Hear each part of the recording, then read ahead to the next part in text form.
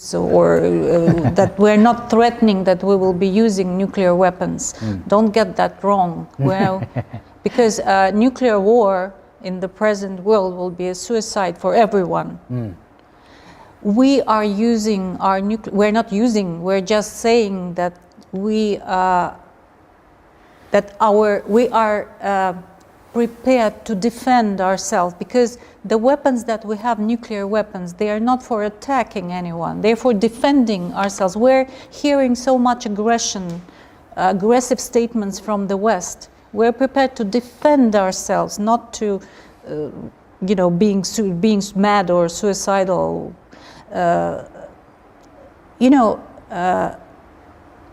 I'm pretty sure if we didn't have nuclear weapons, I mean Russia, we would have shared the fate of Yugoslavia or Libya long ago.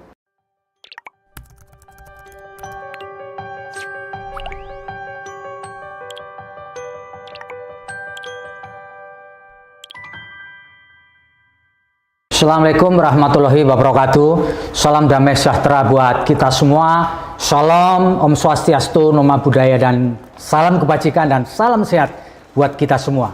Saya Fabi Mahendra saat ini berada di kediaman Duta Besar Federasi Rusia di Jakarta, Madam Lyudmila Georgievna Vorobieva.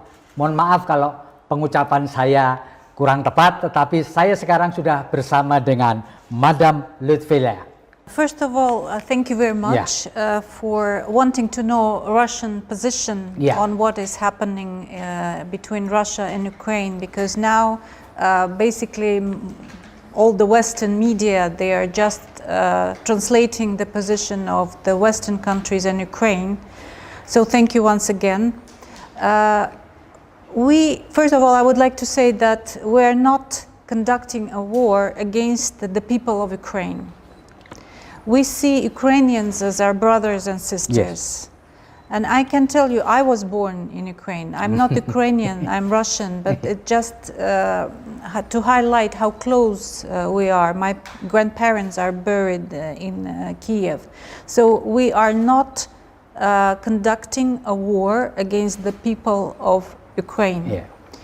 We are conducting a special military operation to protect the people of Donetsk and Lugansk, to demilitarize and denazify Ukraine. This didn't start on the 24th of February.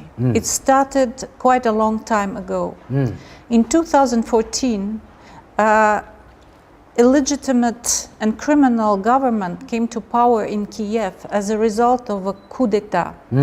And this government was supported by Western countries. And immediately this government adopted a very Russophobic, anti-Russian stance. And I don't mean just against Russia as their neighbor, but against their own people who see themselves as Russian ethnically, but who live in Ukraine. The first thing they did, they tried to adopt a law to ban Russian language from being used. And I don't mean just in schools to study or as official language, but just to talk in the shops, to use it in everyday life. Imagine this happening in Ireland if you tried to ban English, or in Belgium if you tried to ban French language, or in Indonesia if you tried to ban Javanese language in Java. How would people react? Yes. So, but not only it was a cultural oppression, it was a physical also threat. Physical assault. Assault at Russians that didn't want this to happen. And at that time the West turned a blind eye. They didn't want to see or hear what was happening in Ukraine. Not many people know, but for us in Russia it was a really shock when 38 people were burned alive in Odessa. They were peaceful protesters against the new regime in Kiev. They were shot in a government building, and this building was burned. They were burned alive, and the criminals are still not prosecuted. We all knew that, but the Western media never reported it. Yes. So regions that were predominantly Russian, like Donetsk, Lugansk, and Crimea, they refused to accept this kind of treatment and this kind of regime. With Crimea, you know what happened? Crimea rejoined Russia, and Lugansk and Donetsk started to oppose the government, and the government sent troops against these people, and they were killing them for 8 years. Why it was not reported in the Western media? In 2014, Russia didn't acknowledge the independence, didn't recognize the independence of these two republics. We tried to help to solve this problem in a diplomatic way by urging the leadership of Donetsk and Lugansk and Kiev to sit together and sign the Minsk Agreement. We were the initiators of the Minsk Agreement. And the Minsk Agreement actually pointed out a very clear way to solve this problem inside Ukraine, because this was civil war when the government is attacking their own nationals. So the Minsk Agreement were signed in 2014, supported by Russia, supported by Western countries as well. And for 8 years, we've been trying to push Kiev to fulfill these agreements. One of the main points of these agreements was that Kiev would give a special status to Lugansk and Donetsk regions inside Ukraine. If these agreements would have been fulfilled, the problem would have solved inside Ukraine, and the territorial integrity of Ukraine would have been preserved. But the Kiev government, the criminal and neo-Nazi government of Kiev, I'm not telling, we're not against Ukrainian people. But the government was criminal, supported by the West. They chose not to follow these agreements, but to attack persistently. You know how many people died during these years in Lugansk and Donetsk? There are different estimates. From one estimate is 2,500, from others is 14,000. But anyway, it means every day people were dying there, every single day. And we were trying diplomatically to solve this problem. We were providing humanitarian assistance to these regions, but we never recognized their independence until recently. And at the same time, during these 8 years, the West tried to turn Ukraine into an anti-Russian project. Anti-Russian project. Anti-Russian project. And use Ukraine as a political and military instrument to attack Russia. In 1991, we were promised that NATO will not expand. The West did not fulfill this commitment, but we repeatedly told the West that we have our red lines, and the red line is that Ukraine becomes member of NATO. Why? You ask me why? Yes, why? Yeah, because Ukraine is our neighbor. We have a very long border with Ukraine, and NATO would have brought their military infrastructure to our borders. How can we not feel threatened? Because NATO, whatever they say, is a very aggressive alliance. Yes. You remember Yugoslavia? Yes. You remember Libya? Yeah. You remember Iraq? And Afghanistan. And Afghanistan, of course. So how could we not feel threatened that NATO is willing to bring their missiles to the border with Russia? It's not Russia that are bringing missiles to the border of the US, to Canada or Mexico. Yeah. It's NATO, led by the US. They are bringing their military infrastructure close to our border. So that's why in December last year, finally, we addressed US and allies and NATO and gave them our requests to guarantee our security. We even drafted an agreement that would have written guarantees for our security in Europe. Actually, we wanted to solve this all in a diplomatic way. They rejected it. They didn't give the answer to our main concern, just several. And at the same time, they were pumping Ukraine with the military equipment, training their army, brainwashing their young people. Yes. So the situation became very threatening to us. We exhausted all the means to solve this situation diplomatically. And you remember that there was information war. It doesn't start just on the 24th of February. It started many years ago when the West were launching an information war against Russia. Well, our minister called it information terrorism. Whatever happened in the world, bad, Russia was behind it. No proof, no evidence, but just accusing us of everything happening. So our president has taken the decision, first of all, to recognize the independence of these two regions, Lugansk and Donetsk. And afterwards, there was a treaty on amity and cooperation signed with these two republics, which provides also for military assistance. Okay. And the leaders asked us for military assistance to help them free these two countries from Ukrainian army. Yeah. That's what actually we are doing. We are helping Donetsk and Lugansk to free their territory from Ukrainian army and stop the war that has been going on for 8 years. It didn't start on the 24th of February. Madam Ambassador, apa syarat yang diajukan pemerintah Rusia supaya terjadi gencatan senjata dan perundingan dilakukan secara diplomasi?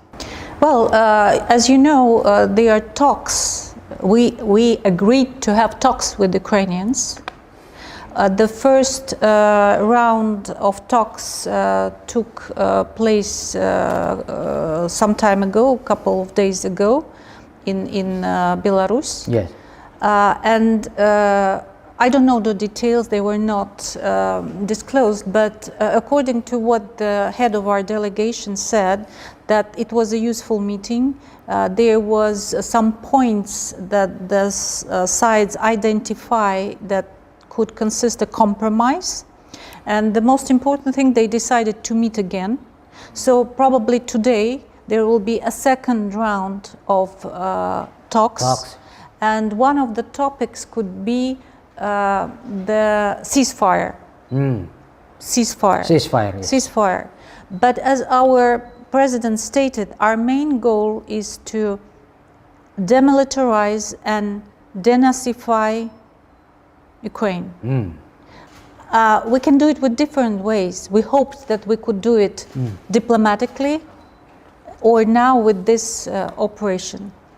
Madam Ambassador, menurut perkiraan Anda, apakah perang ini akan berlarut-larut dan sampai menjadikan perang dunia ketiga atau tidak? I'm not a military expert.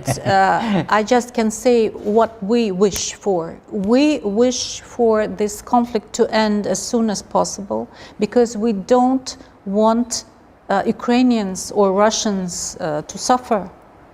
We don't want civilians to suffer. You know, our Ministry of Defense stated many times that we are not targeting civilians. We're targeting only military infrastructure in Ukraine. We're being very careful. One of the military experts said that we're tiptoeing into Ukraine. You know, you remember what Americans did. They had these carpet bombings first, where when they invaded many foreign countries. We just named a few, but actually there were much more. Carpet bombing the country, destroying everything, like they did in Yugoslavia, destroying everything, civilian schools, hospitals, bridges, and then rolling in. That's not the way our military forces are doing it. They're being very carefully not to harm civilians. If a city is surrounded, there is always a humanitarian passage being open and everyone can leave. Everyone who wishes can leave. But the Ukrainians are preventing that. They're using the civilian population as human shields. And that is terrible, of course. So from our point of view, this conflict should be resolved as soon as possible, but not until the targets that we're setting could be achieved. Madam Ambassador, apakah menurut Anda mungkin nggak Presiden Putin kemudian menggunakan nuclear weapon? No, we're not threatening anyone to use, or that we're not threatening that we will be using nuclear weapons. Don't get that wrong. Well, because nuclear war in the present world will be a suicide for everyone. We are using our we're not using, we're just saying that we are prepared to defend ourselves, because the weapons that we have, nuclear weapons, they are not for attacking anyone, they're for defending ourselves. We're hearing so much aggression, aggressive statements from the West. We're prepared to defend ourselves, not to, being mad or suicidal.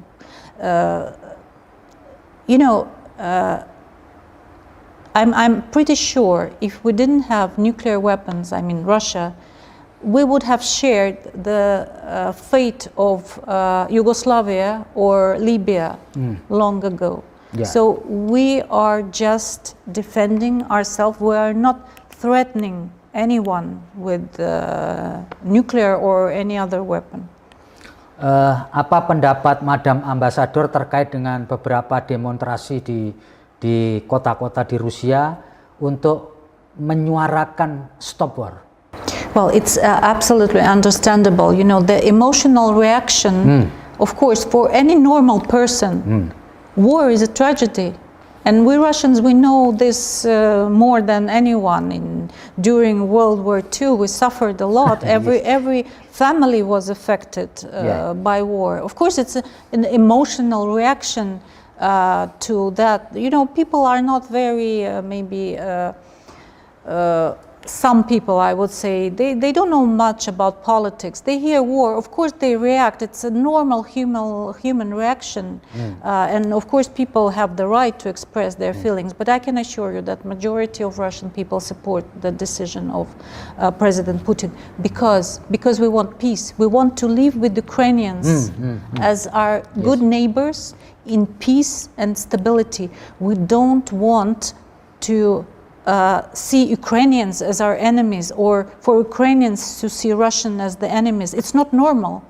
It cannot last forever. And if you want to blame someone for what is happening, you should blame Washington, Brussels, and Kiev, who were doing everything to continue the war in Donbass and in Donetsk and Lugansk. And the West, who was sparing no efforts to turn Ukraine into, as our president said, anti-Russia. Yes. Madam Ambassador, apa yang pemerintah Rusia harapkan dari pemerintah Indonesia untuk membantu menyelesaikan konflik ini? Well, first of all, we see Indonesia as our good partner and friend for many years. We've been cooperating so well. We have a long history of traditional good relations in the 60s, especially when President Sukarno visited our country 4 times. The song Rayuan Pulau Kilapa became very well known in Russia. It was translated into Russian because of the visit of President Sukarno. There was a documentary made on Indonesia, and Rayuan Pulau Kilapa was the soundtrack for this documentary. So that's why many people in Russia know this song in Russia. Actually, the title of the song in Russian is "Indonesia, My Love." So that reflects the very warm sentiments and that people of Russia have towards Indonesia. And of course we hope that this situation will not affect our relations. Why should the situation in a third country affect our good bilateral relations? So I hope that we will continue to cooperate with Indonesia, and we've seen very positive trends. Even despite COVID, last year our trade has increased by 40%. Yes. Madam Ambassador, saya mau bertanya ini, bagaimana reaksi pemerintah Rusia dan Anda sendiri menghadapi sanksi ekonomi yang dilakukan oleh negara-negara Barat? Well, according to the statement by our President and our Prime Minister, our economy has a very high level of resilience. And in a certain way, we were prepared for this kind of things because we're under sanctions since 2014. More than 80 rounds of sanction have been imposed. And you remember President Obama saying that our economy will be in shreds, but it never happened. In fact, last year we had a GDP growth, despite COVID, by 4%. And of course, we think it's absolutely illegitimate. And what we see that these sanctions, this reaction of the West is quite hysterical, I would say. Because by this sanction, they are not just trying to hurt Russia, but they're hurting themselves. Europe is very much dependent on Russia for energy, oil and gas. Yes. You see what is happening with the prices. But, you know, this is, they're not thinking logically, you know. You see how well, the best word is hysterical reaction is. They're even prepared to hurt themselves in this very illogical desire to hurt Russia. And of course, the main, what is the main, if you ask, what is the main target of the sanctions? Yeah, to make government change the policy. That's what they say. Yes, yes. That's what they say. Okay, if it's true, what have it ever ended in a government changing its policy when the sanctions were applied? Iran? Yeah, no. North Korea? Russia? No. So that is illogical. Then, okay, now what we see, they're not trying to hurt the government, they're trying to hurt the people. And not only, I mean, economically, but they are trying to prevent, for instance, our sportmen attending the Paralympics.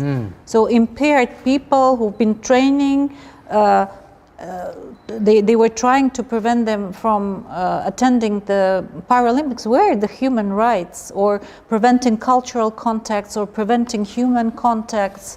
So if they're trying to hurt the people, that means they want the people to get angry and to topple the government?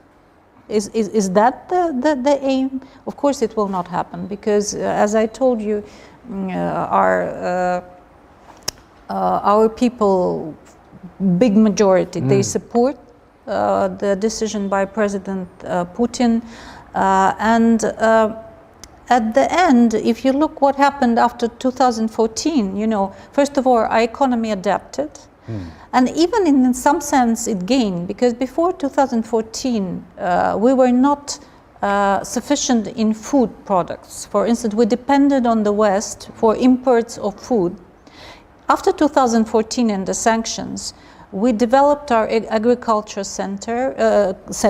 There were a lot of investment. The government had special programs to develop agriculture. So now, if you go to a Russian shop, you will see that, you know, there's so many products produced in Russia, and it's cheaper and it's better in quality. Well, of course, some. And we became #1 exporter of wheat in the world, which never happened.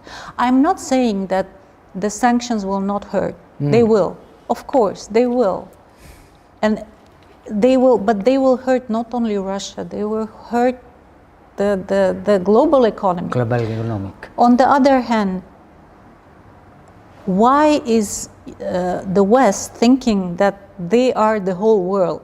They're not. Because new centers of powers are emerging in the world. The world is becoming a multipolar place, and that's what the West don't agree with. They cannot recognize that it's happening. China, ASEAN countries, including Indonesia, of course, Latin American countries, Russia, that are the new centers of powers, and that's what the West cannot agree with, because these people, are used to dominate the world. For 500 years they've been dominating the world, colonizing Indonesia. You know that very well. They've been colonizing the world. They were pumping national resources from the colonies. That's why they are so prosperous, not because they worked so hard, but because they exploited the colonies.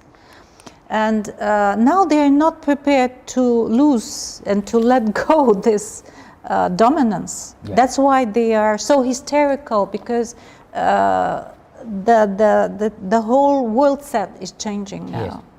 Oke, Madam Ambassador, tadi Anda mengatakan ada beberapa saudara-saudara Anda yang masih berada di Ukraina.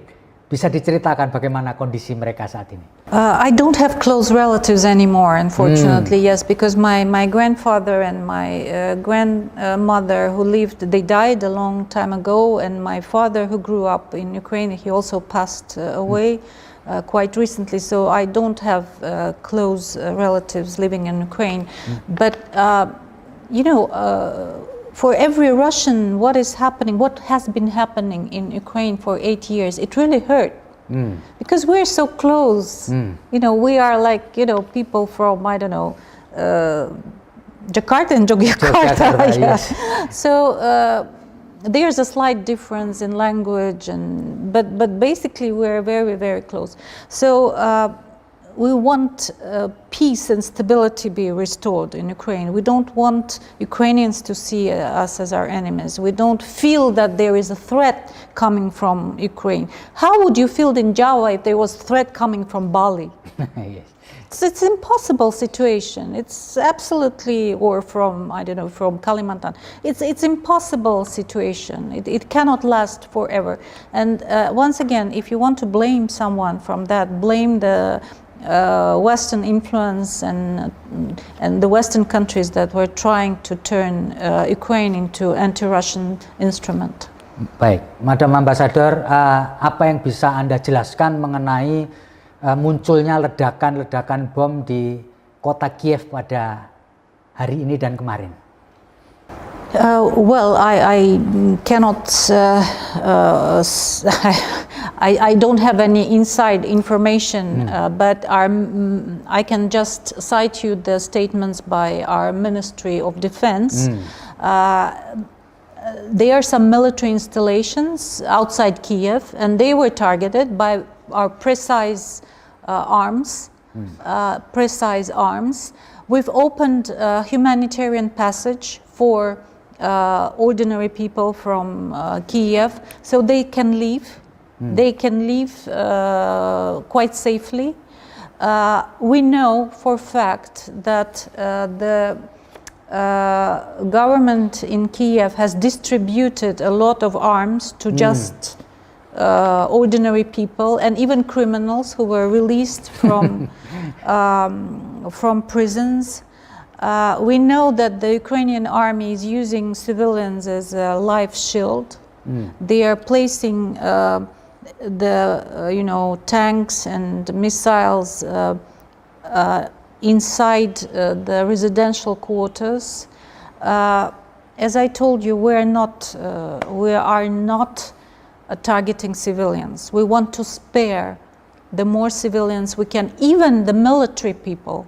If they are ready to put down their arms and surrender, they can return to the families. They will not be persecuted. So, and friends. Last question, apakah ada yang ingin Ibu Ambassador sampaikan untuk closing statement? Yes, absolutely. First of all, we don't want war. We want peace, and the military operation was the last resort to prevent a bigger war from happening, because what we were seeing in Ukraine was a threat to our security, and in the long run the threat to the European security as well. We didn't want this to happen.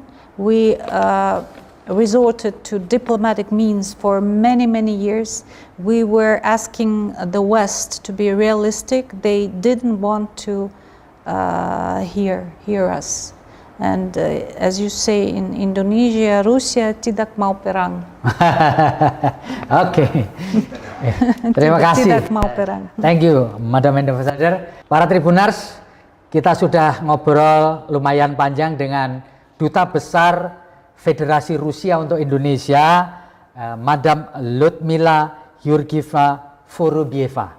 Terima kasih atas semua penjelasannya, dan kita tentu berharap perang ini akan segera berakhir. Saya Febi Mahendra Putra, pamit undur diri. Assalamualaikum warahmatullahi wabarakatuh. Salam damai sejahtera buat kita semua. Shalom, Om Swastiastu, Namo Buddhaya, salam kebajikan dan salam sehat buat kita semua.